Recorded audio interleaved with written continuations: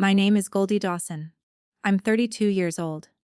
Last Tuesday, my father called me at 9 in the evening and told me I owed 240,000, money I'd never borrowed, for things I'd never bought on accounts I'd never opened.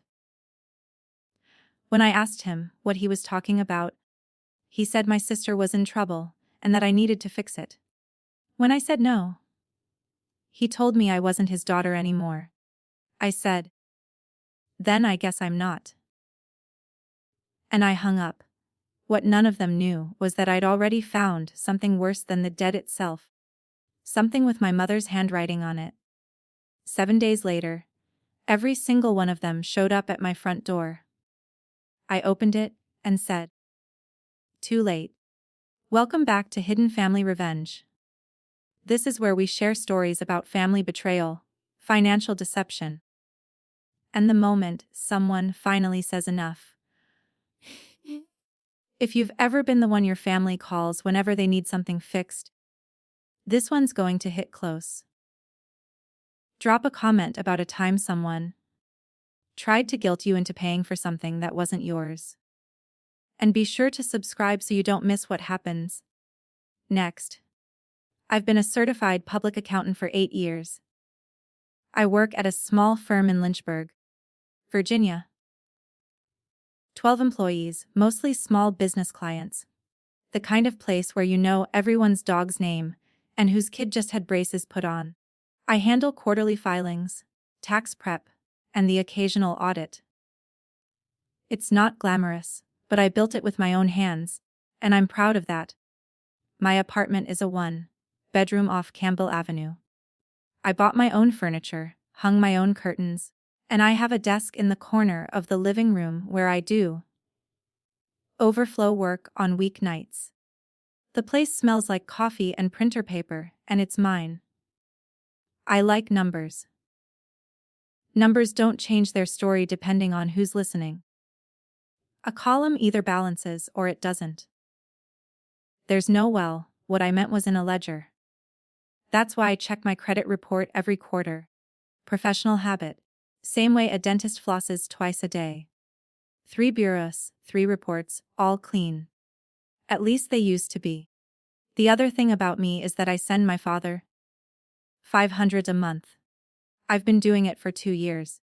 Ever since his auto parts shop in my Merced closed and my mother stopped working, I never asked what it went toward. Groceries, mortgage, Bree's expenses. I figured it was some mix of all three. I trusted him with the money the same way I trusted him with everything else. My father taught me a lot about numbers, just not this kind. My family lives in Amherst, about 40 minutes west of Lynchburg. Small town. Smaller Main Street. The kind of place where everyone knows when your business closes. And 3 years ago, everyone knew.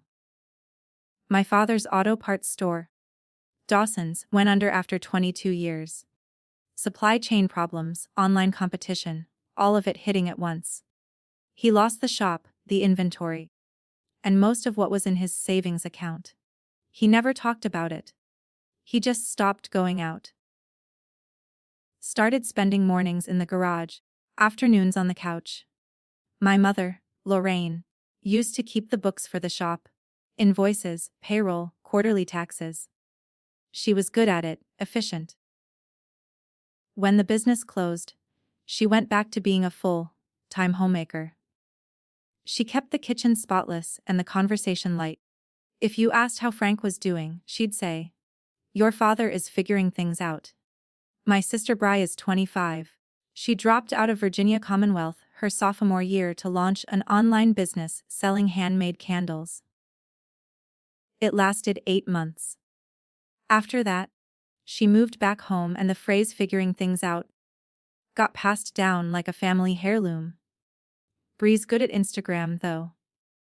Nice photos. New restaurants, weekend getaways, outfits that didn't come from a clearance rack. I didn't think much about where the money came from. I figured our parents were helping. Every Sunday, I'd drive to Amherst for dinner. Meatloaf, green beans, Lorraine pouring sweet tea. Frank quieter than he used to be. Bri texting under the table. It felt off the way a room feels off when someone's been arguing before you arrive. But I kept showing up. That Sunday dinner was the last one, where I still believed we were a normal family. 6 months before the phone call, I pulled my quarterly credit report and something was wrong. 3 hard inquiries I hadn't authorized. 2 from credit card companies. 1 from a regional bank. All from lenders in the Amherst area. My first thought wasn't suspicion. It was annoyance. Identity theft is a professional hazard when you work in finance. You hear about it constantly. You know the statistics. I called all 3 credit bureaus that afternoon and filed disputes. Then I called my father. I told him I'd seen inquiries from companies near his zip code and asked if anything weird had been going on with his mail. He said probably a system error. Happens all the time. I'll look into it. I didn't believe him completely.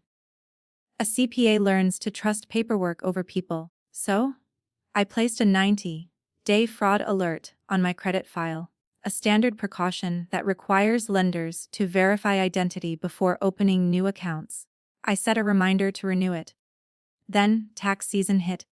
14-hour days, stacks of filings, client calls stacked back to back. The fraud alert expired. The reminder sat in my phone, buried under meeting notes and deadline flags. I kept meaning to renew it. I never did. When I think about that now, the expired alert, the 90 days I let slip, I don't blame myself. I did what any reasonable person would do. I flagged it. I questioned it.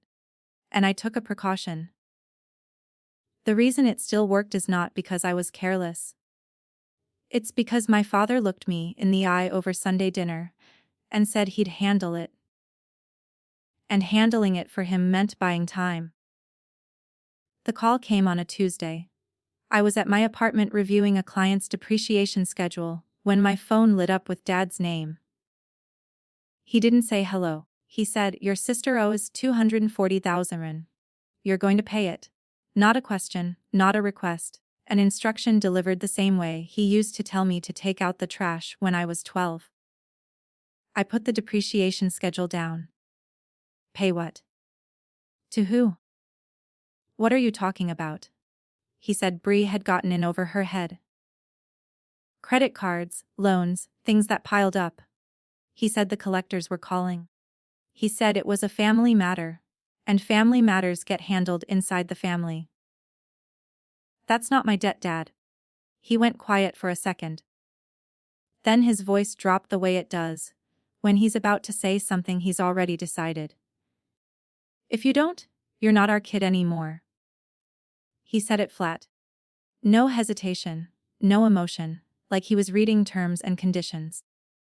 I sat there in my apartment. The one I pay for with furniture I bought in a city I chose. And I felt the floor shift under me. Not because he'd hurt me, because he'd meant it. I thought about the $500 a month, the Sunday dinners, the graduation he missed because Bri was sick, the fraud alert I let expire because he told me he'd handle it.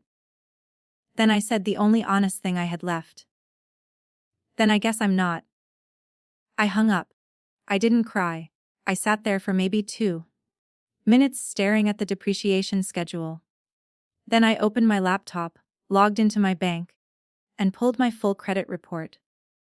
I ran reports from all 3 bureaus, Equifax, Experian, TransUnion, and laid them side by side on my kitchen table. It took about 20 minutes for my professional brain to catch up with what my personal brain already suspected. 7 accounts I didn't open. 4 credit cards, 1 personal line of credit, 1 auto loan, and 1 store financing account. Every single one registered to my social security number. Every single one mailed to my parents' address in Amherst. The total outstanding balance across all 7 was $241,6012. I sat back in my chair and did what any accountant does when the numbers don't add up. I built a spreadsheet. Account name, date opened, credit limit, current balance, payment history, address on file. I sorted by date opened, and a pattern crawled across the screen. The first account was opened exactly 2 months after my father's business closed. Then another 4 months later. Then 2 more the following year. Like someone slowly learning they could get away with it. The auto loan was the newest. Opened 14 months ago. The same month Brie posted photos of her new ride on Instagram. A Ford midsize. Nothing flashy. I'd liked the post. I remember thinking, good for her. The payments on that car had been coming out of an account in my name for over a year. My CPA brain kept sorting and flagging. My other brain, the one that remembers Sunday dinners and meatloaf and sweet tea, just kept looping one thought. 7 accounts, more 240 $, my name on every single one. And my father already knew. At 2 in the morning, I was sitting on the floor of my living room with my laptop balanced on a stack of tax textbooks and a spreadsheet glowing red across the screen. I hadn't eaten, hadn't moved from that spot in 4 hours. I just kept going through the numbers, the way I'd go through a flagged return, line by line, looking for the story underneath the story. The story was simple. My father lost his business and his pride in the same quarter. My sister never learned to build anything, because no one ever made her. And someone in that house decided my credit score was a family resource. I spent 10 years building that credit, 12-hour days during tax season, nights in the library studying for the CPA exam, while my roommates went out. Minimum payments on my own student loans, paid on time every single month, because I understood what a missed payment does to a credit file. They used it like a blank check, with my name already signed at the bottom. I thought about calling my mother. I thought about driving to Amherst at 2 in the morning and standing in the kitchen and saying, "Tell me everything." But I didn't, because I didn't need a confession. I needed documentation. I called the 24-hour line for Chase, one of the 4 credit cards, and requested a copy of the original application. They said it would arrive in 7 to 10 business days. I thanked them, hung up, and wrote a list on a yellow legal pad. Every creditor, every account number, every question I needed answered. I couldn't wait 10 business days for all of them. So, the next morning, I did something I hadn't done on a weekday in 3 years. I drove to my parents' house. I got to Amherst at 7:30. The garage door was open, and my father was sitting on a folding chair with a mug of coffee, the way he does every morning since the shop closed. He looked up when I pulled in, and I watched him rearrange his face, surprise, into something harder. I didn't waste time. I walked into the garage, set my laptop on his workbench, and opened the spreadsheet. 7 accounts, my name, your address. Explain. He stared at the screen for maybe 5 seconds. Then he crossed his arms. It was supposed to be temporary. But I needed help starting over. I was going to pay it all back. I pointed at the column marked balance. 241,6012 temporary. He shifted in his chair. After everything I did for this family, I cut him off. Where are the applications?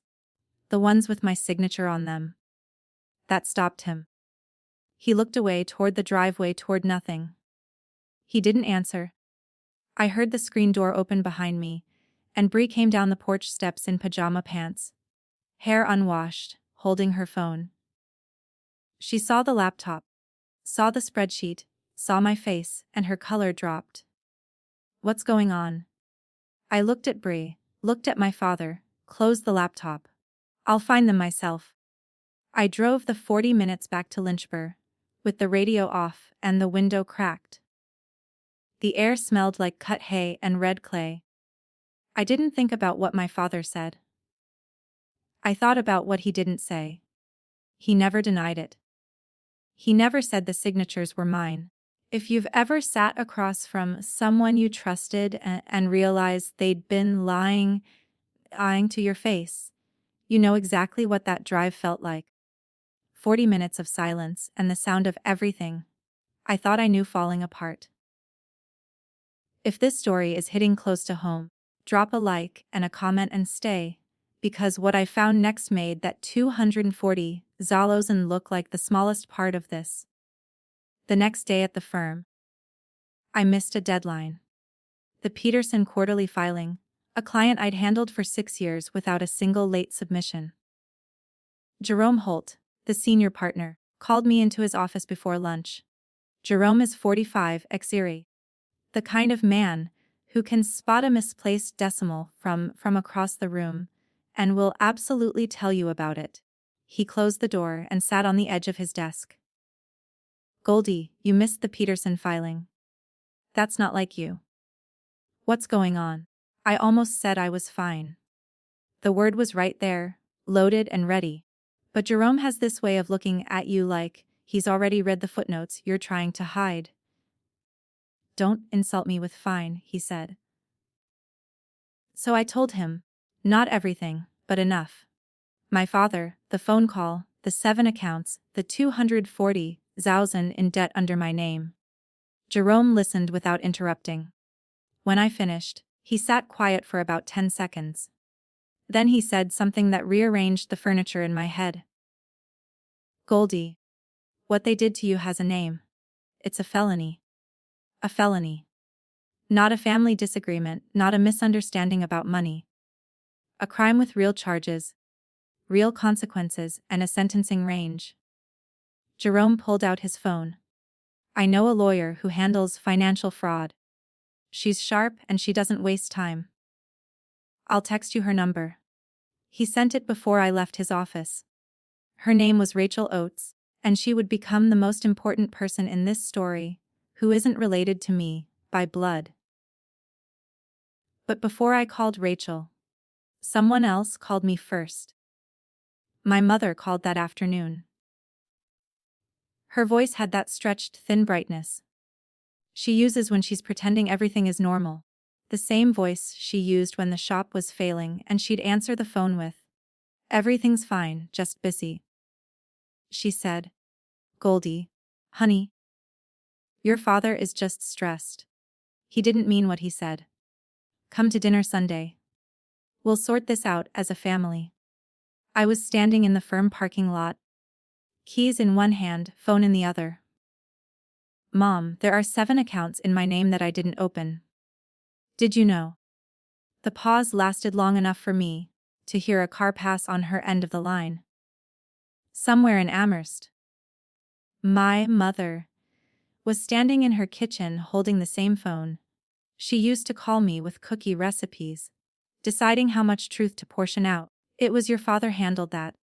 I didn't know all the details. I closed my eyes. You did the books for Dad's business for 15 years. Mom? You know how a credit application works. You know what a signature line looks like. Another pause. Then family takes care of family.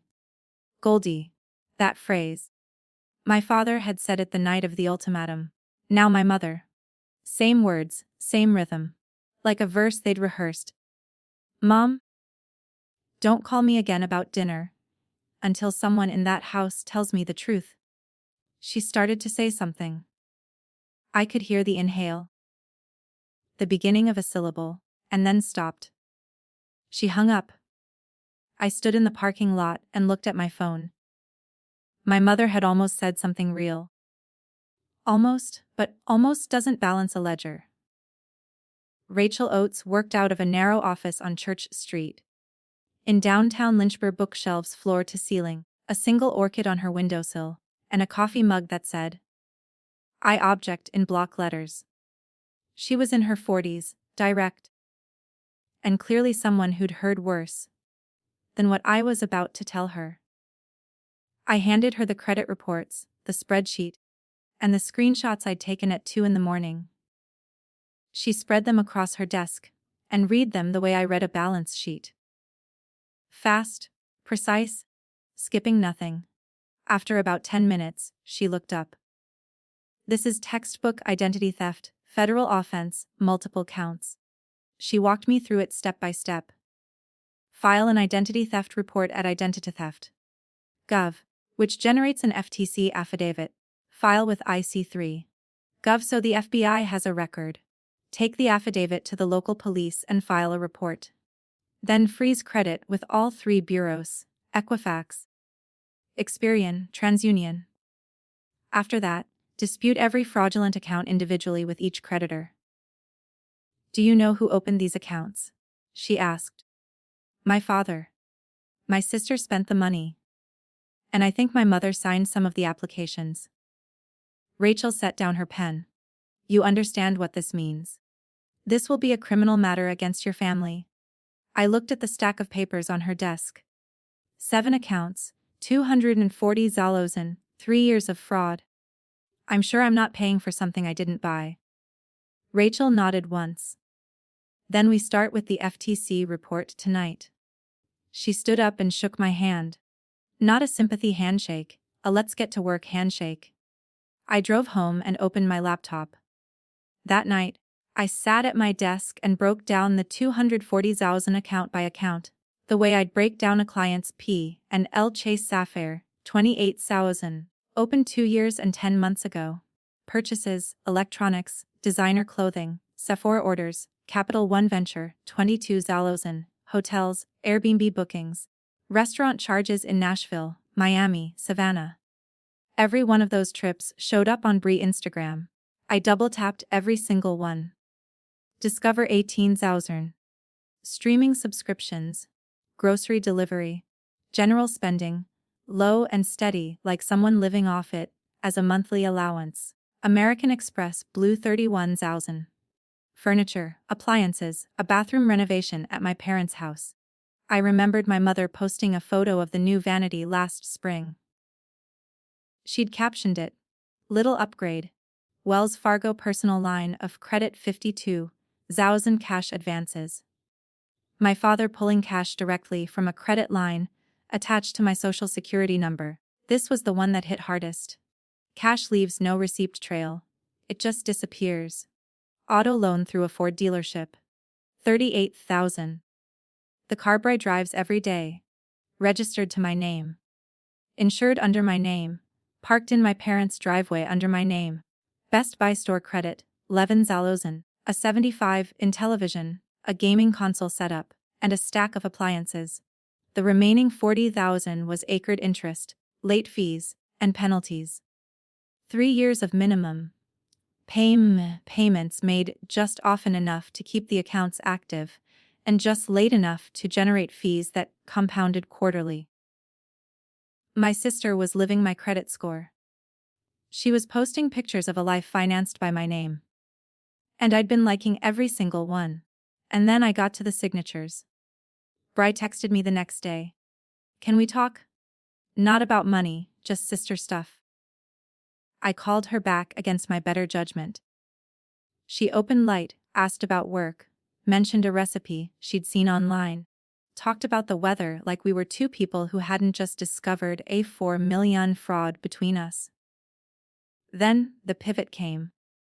Look. Dad shouldn't have said what he said. That was wrong. But if you could just help with a couple of the payments until I get back on my feet. Bri, the auto loan for the Ford you're driving is in my name. Silence.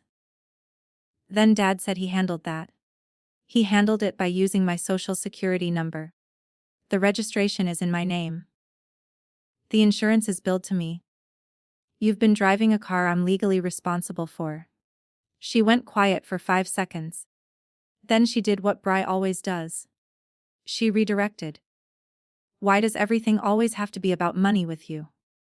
You have a career. You have stability. I have nothing.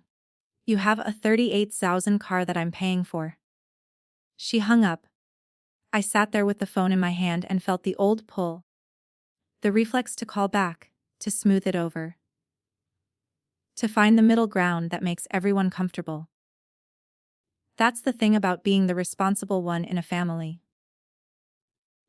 The habit of fixing doesn't shut off just because you're the one who's broken. I almost called her back. I picked up the phone, looked at her name on the screen, and put it down. The 500 I'd been sending home every month. I did the math. Over 2 years that was due 12,000. When 12,000 sent to a house that was already running on my stolen name.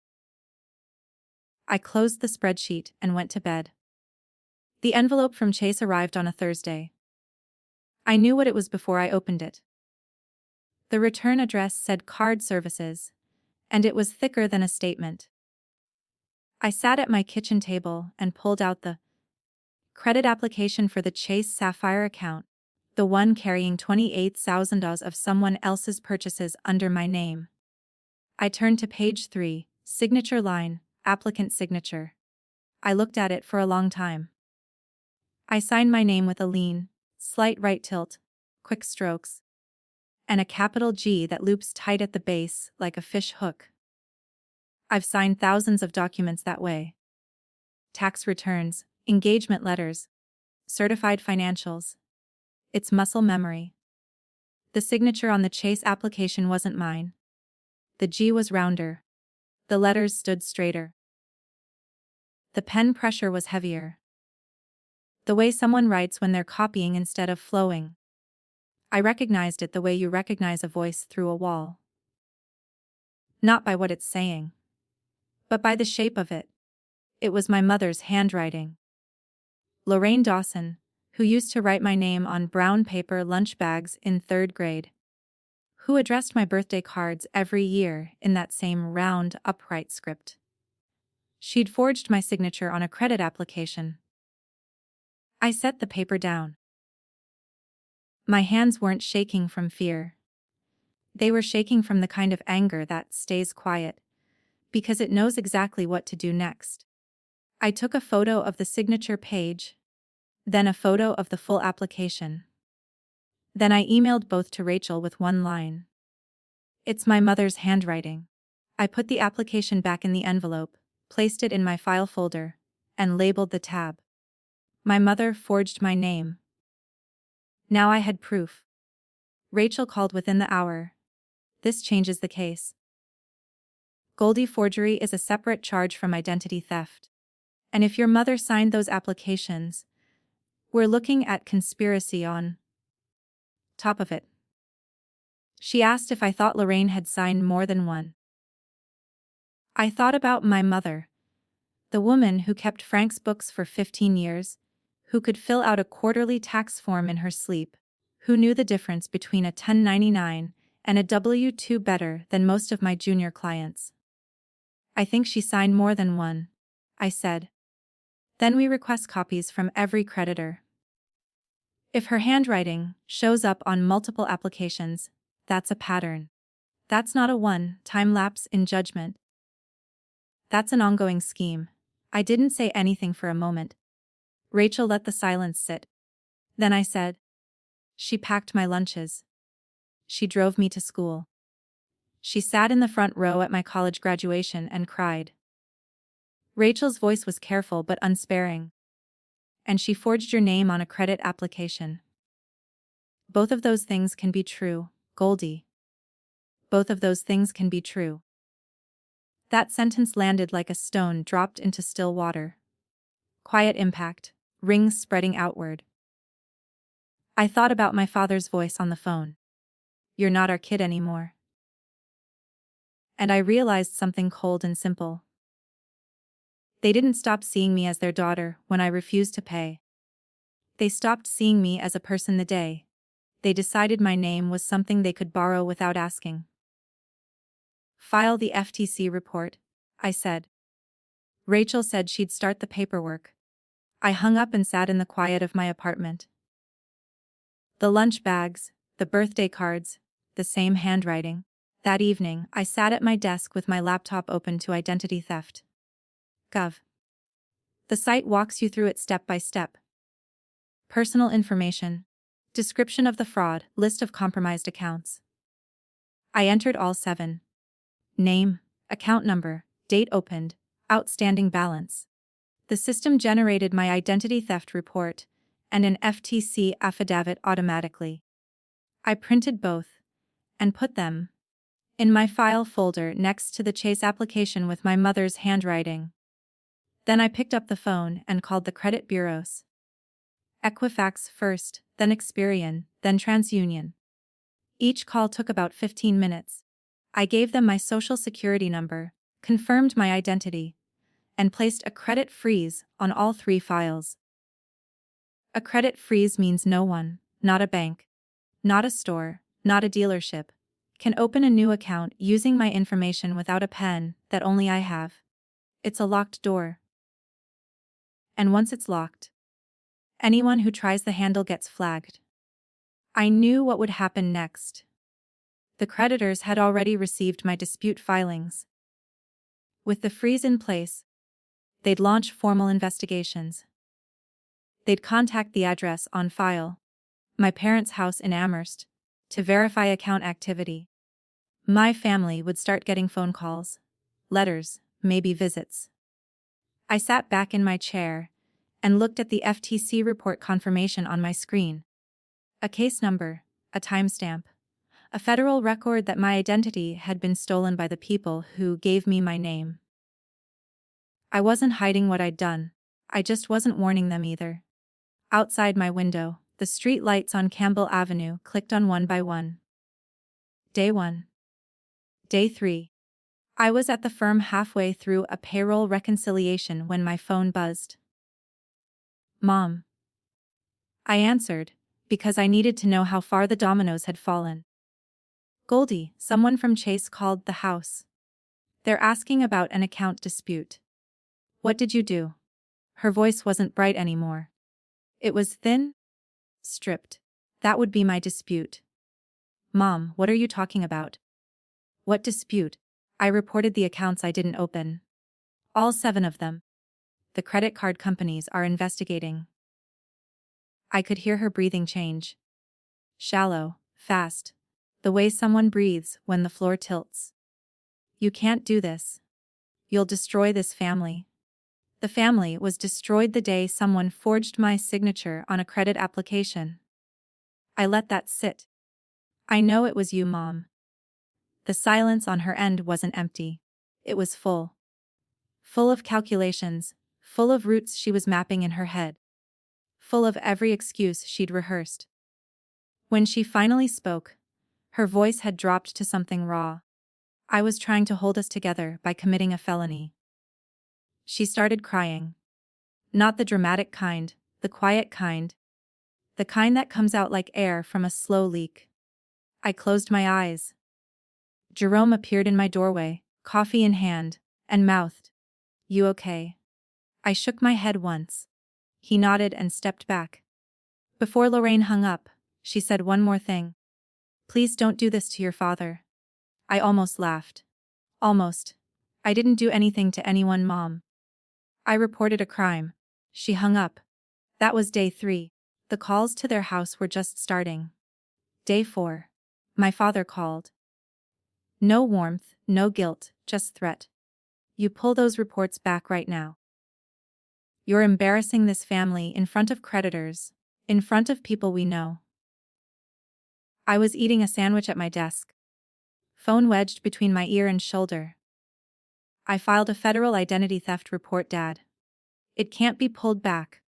I am your father, and I am the person whose name is on $240,000 of debt she didn't create. Those 2 things are both true. He hung up without saying goodbye. Day 5 brought Bray, and Bray brought a new strategy. First, she texted me a screenshot of a message she'd sent to a friend. "My sister is ruining our lives because she won't help family." Classic Bray performed the wound for an audience. Then she sent a direct message to my firm's Instagram account. I didn't see it. Jerome did. He monitors the firm's social accounts as part of client relations. He walked into my office holding his phone screen out. The message read, "Is your employee Goldie Dawson involved in a family financial dispute? You should know what kind of person works for you." I read it twice. My sister had gone after my livelihood. The one thing I built without anyone's help.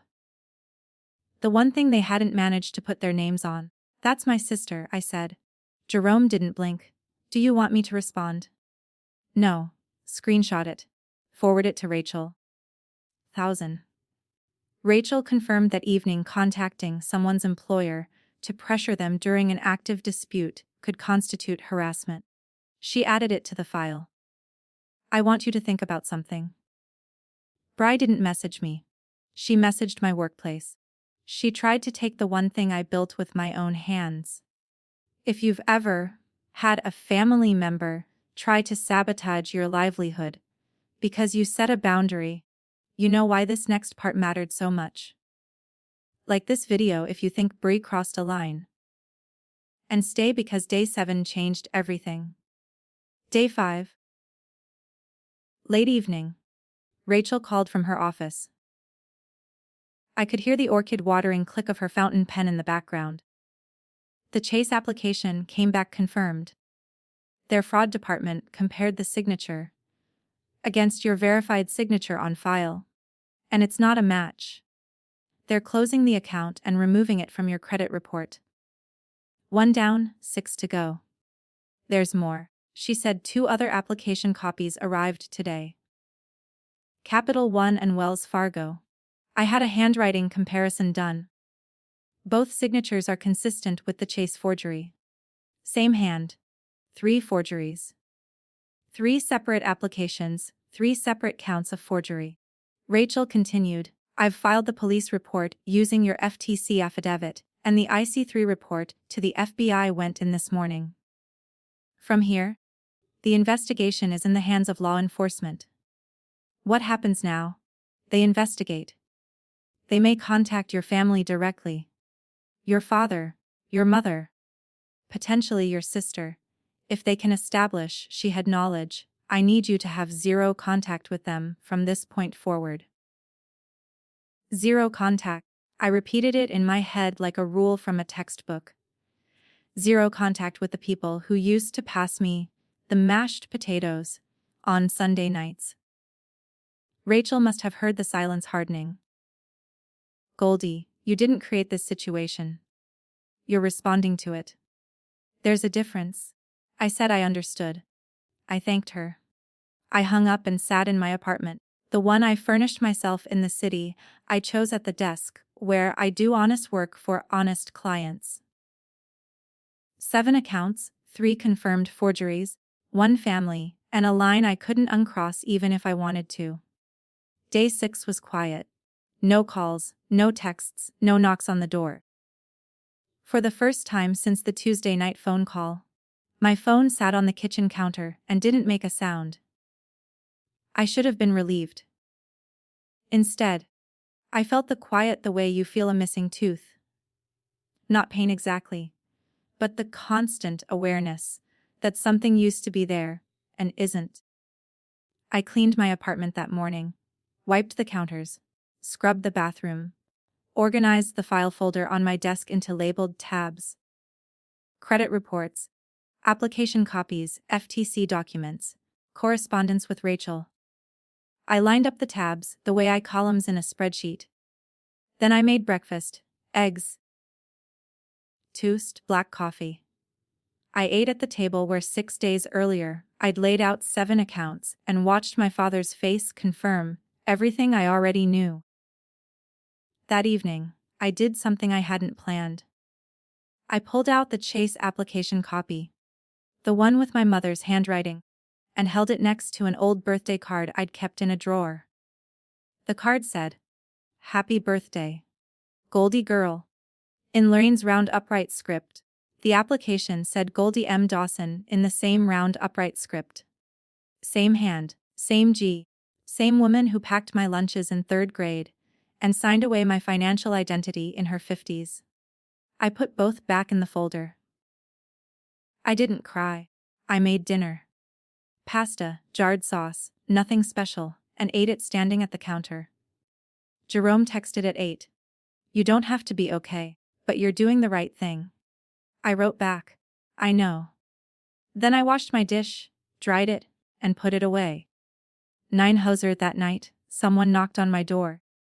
I looked through the peephole and saw Bree standing in the hallway in a jacket I recognized from one of her Instagram posts. Camelcled. Oversized. Probably 300. Charged to my name, most likely. I opened the door but didn't step back. I stood in the frame. Goldie, please. Her eyes were red. She'd been crying in the car. I know I messed up, but the police, you filed a police report. They're going to arrest Dad. Dad committed identity theft. Mom forged my signature. You spent the money. I didn't know it was in your name. Dad said he got a loan. You're driving a car registered to me, Bri. The insurance is billed to me. You didn't once look at the registration in the glove box. She blinked. I'm your sister. Yes.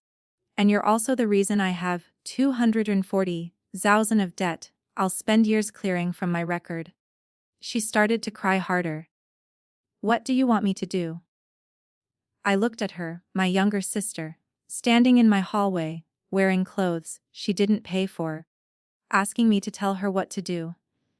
The way she's always asked someone to tell her what to do. Get a lawyer, Bri. Because I already have one. I closed the door, locked it, leaned against it with my back to the wood and breathed. Through the door, I heard her stand there for another 10 seconds. Then footsteps, then the stairwell door. I didn't move for a while. That was day 6. Day 7. They came together. Morning. Day 7. Rachel called early, 18:15, before I'd finished my coffee. Update.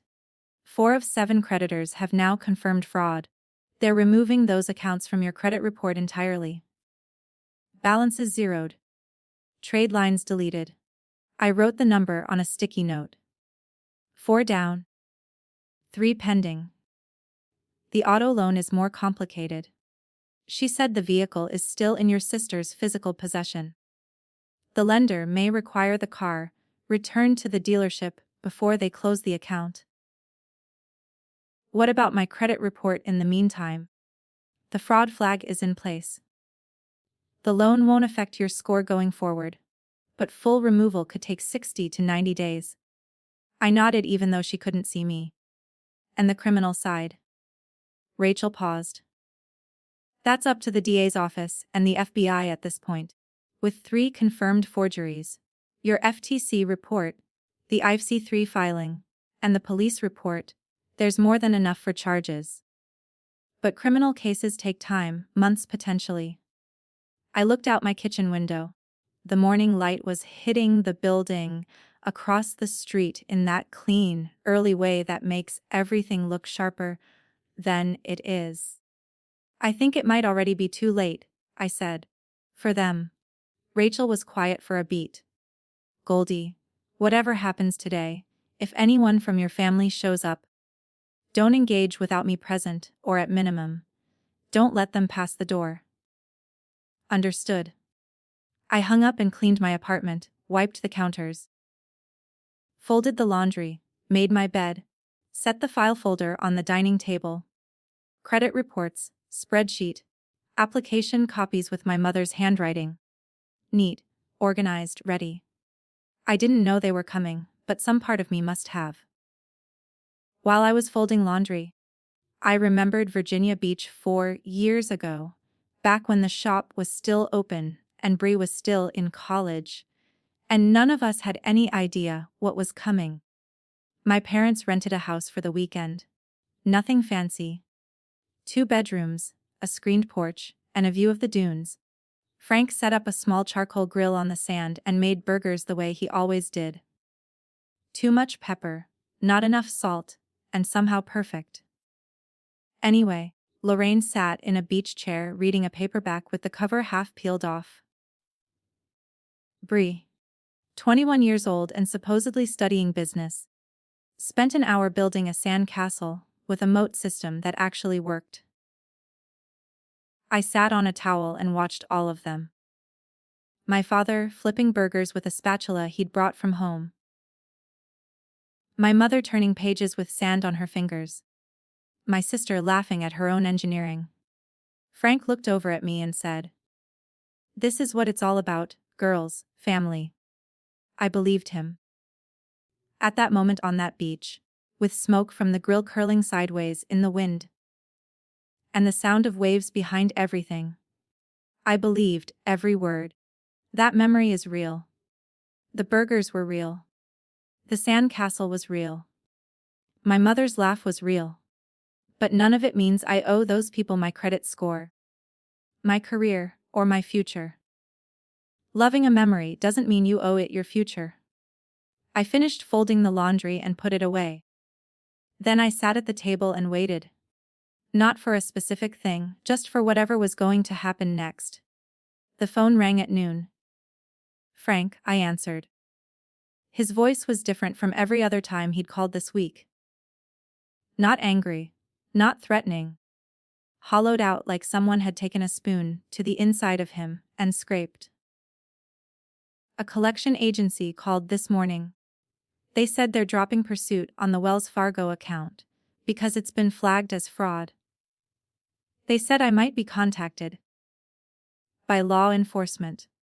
I didn't respond. Do you have any idea what you've done, Goldie? I reported identity theft, which is what happened. I am your father. You don't file federal reports on your own father. You don't send the FBI after your own family. You don't open credit accounts in your daughter's name and forge her signature. We can go back and forth on what people don't do, Dad. But I think you know who started this. His voice cracked, not with sadness, but with the sound of a man realizing his authority has run out of currency. We're coming over, all of us.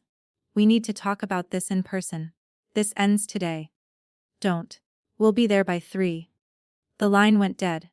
I sat with the phone in my hand for a full minute. Then I called Rachel.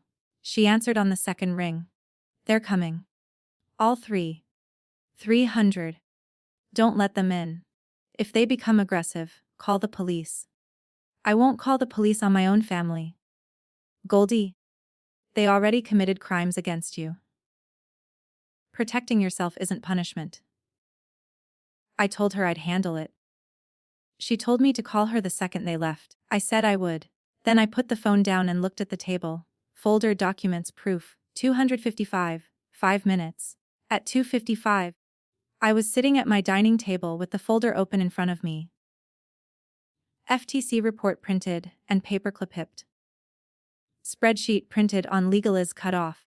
3 credit applications with my mother's handwriting on the signature line, each one in a clear plastic sleeve.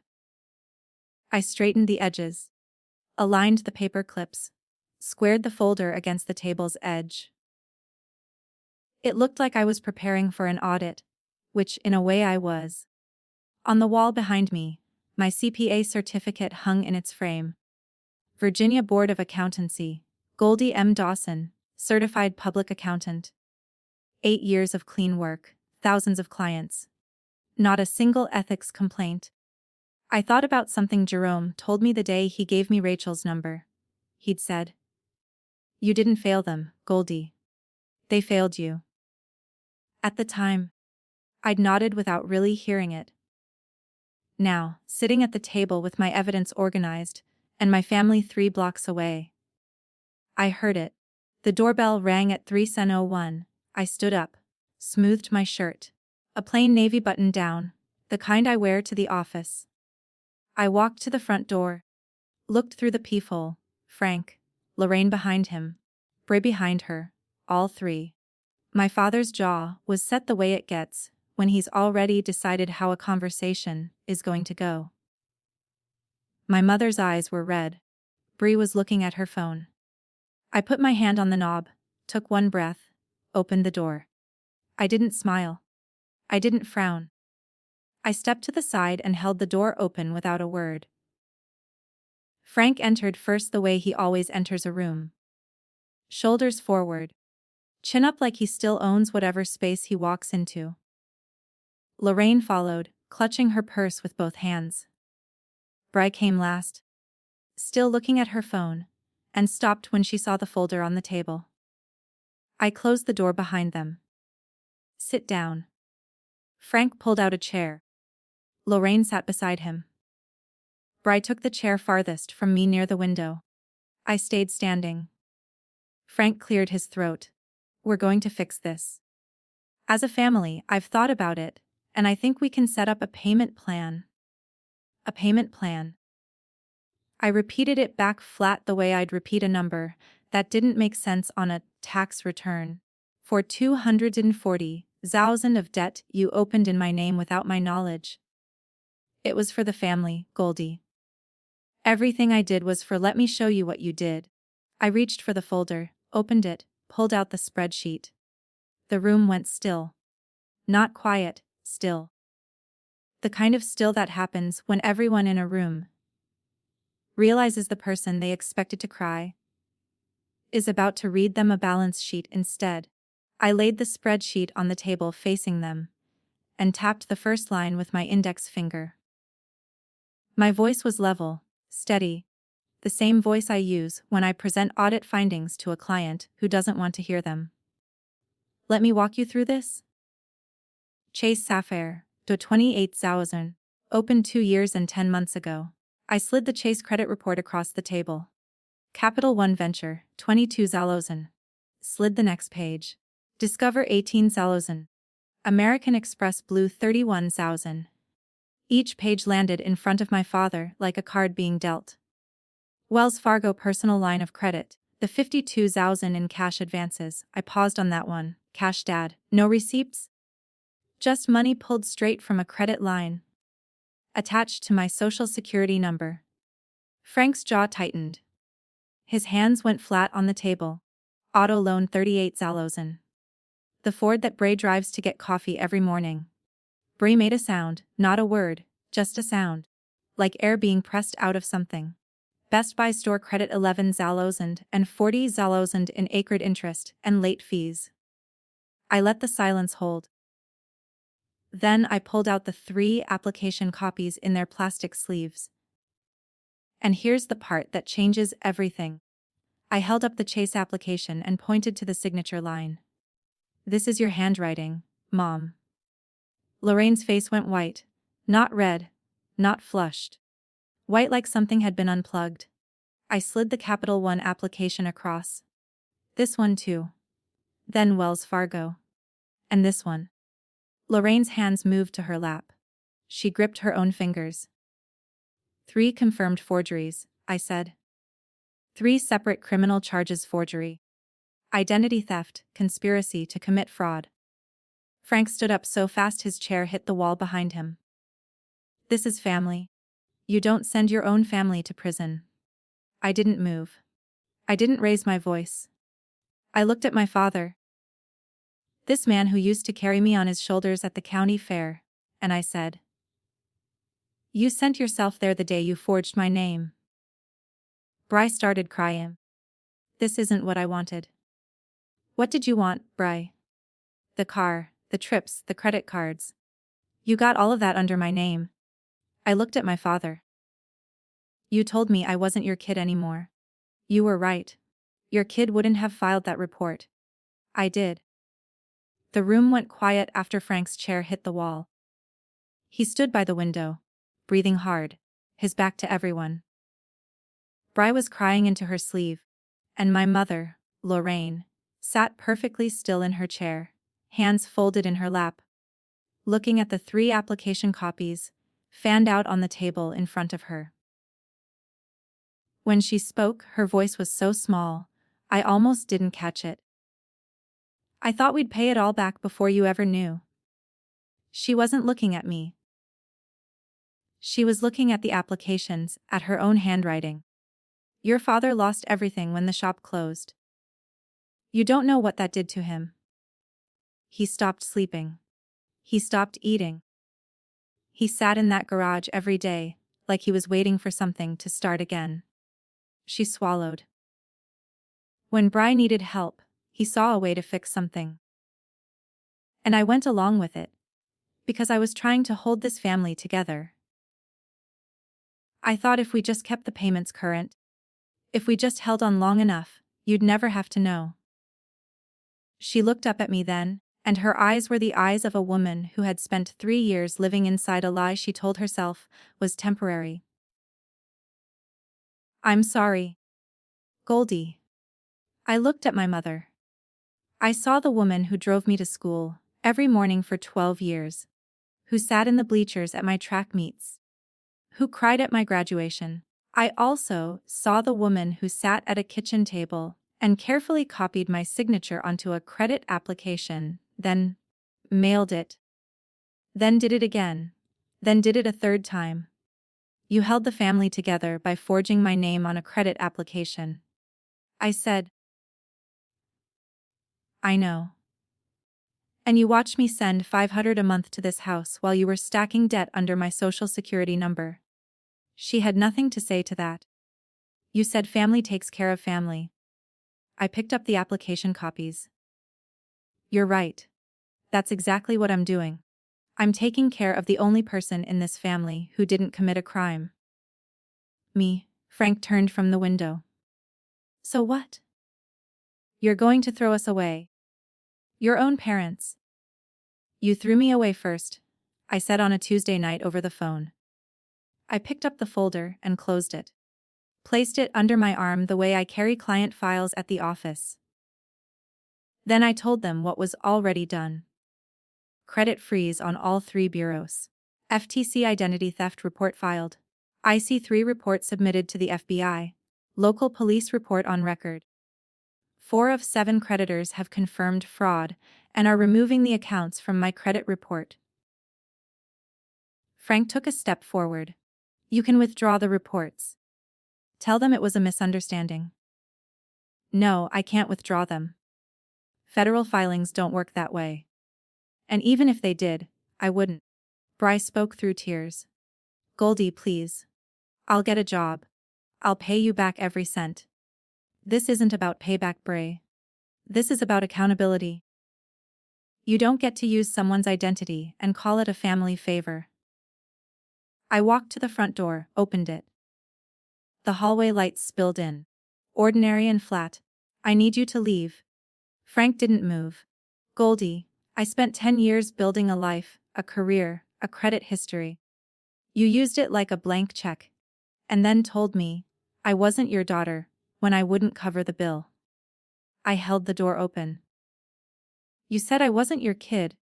Fine, then I'm not. And that means I don't owe you silence. I looked at each of them one more time. My father, whose hands were shaking. My mother, whose face hadn't moved. My sister, whose mascara had drawn dark lines down both cheeks. You stopped being my parents the day you forged my name. They stood at the doorway. Nobody moved. The hallway hummed with fluorescent light and the faint sound of a neighbor's television through the wall. Frank looked at me one last time. His voice was low, stripped bare, nothing left in it. It's not too late to fix this, Goldie. I looked at my father. Then my mother, then my sister, one by one. The man who taught me to ride a bike. The woman who packed my lunches. The girl who built sand castles with a working moat. Too late.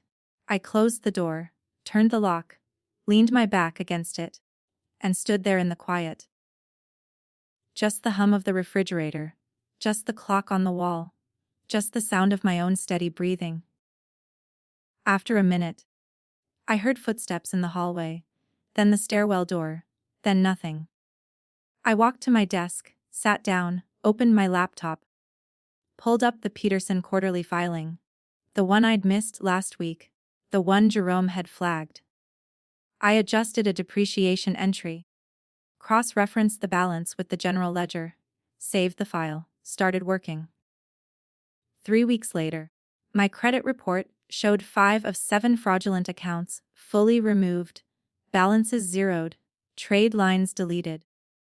The remaining 2 were in final dispute resolution, and Rachel said they'd be clear within 60 days. My credit score had already climbed back 40 points. It would take a few more months to fully recover, but the trajectory was moving in the right direction, the way it always does when you remove what doesn't belong. Rachel told me the DA's office was reviewing the case. 3 confirmed forgeries, a police report, an FTC filing, and an IC3 submission gave them plenty to work with. She said charges were likely, but not guaranteed, and that the process could take months. She was careful with her language, which I appreciated. Certainty is a luxury the legal system doesn't offer. Bry returned the Ford to the dealership. She didn't have a choice. The auto loan had been voided as fraudulent, and the lender wanted the vehicle back. 1,000. Frank retained a criminal defense attorney, which meant he was taking it seriously for the first time since this started. Lorraine sent me a letter handwritten 3 pages on the same stationery she used for birthday cards. I read it at the kitchen table. I didn't respond. Jerome gave me a raise. He said, "You handled a crisis better than most people handle a tax audit." I told him I just followed the documentation. He said that was exactly the point. On Saturday, I went to the farmer's market on Main Street. I bought tomatoes, a loaf of bread, and a jar of honey from a woman who keeps bees in Nelson County. I put flowers on my kitchen table, yellow ones, the small kind that don't need a vase. I ate dinner alone and it tasted fine. I didn't destroy my family. They handed me the invoice for a life they couldn't afford. And when I refused to pay, they called it betrayal. I call it a boundary. Here's what I learned. Loyalty isn't a blank check. Love isn't supposed to cost you your name, your credit, or your future. And sometimes the bravest thing you can do for the people you love is to stop paying for the life they refuse to build on their own. That's my story. 7 accounts, 3 forged signatures, and the answer that changed everything. No. If this story reminded you to check your credit report, do it today. If you know someone who needs to hear this, share this video with them. Drop a comment, hit subscribe, and I'll see you in the next one. How to an expert content